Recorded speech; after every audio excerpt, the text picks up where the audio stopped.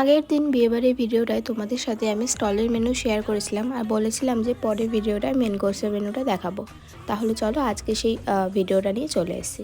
প্রথমে প্লেটে পদ্ম পাতার মধ্যে স্যালাড আর পনির পাসিন্দা দিল।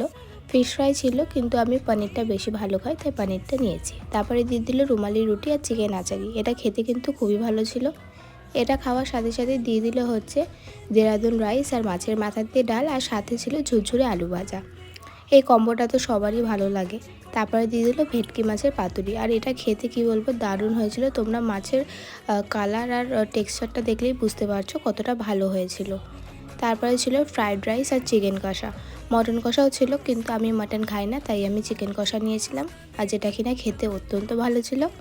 আর সবার লাস্টে যেটা ছিল সেটা হচ্ছে আমের চাটনি আর পাঁপড়, আর লাস্টেই 3 রকমের মিষ্টি ছিল। তোমাদের যদি এই ভিডিওটা ভালো লেগে থাকে তাহলে কিন্তু চ্যানেলটা অবশ্যই সাবস্ক্রাইব করে দিও।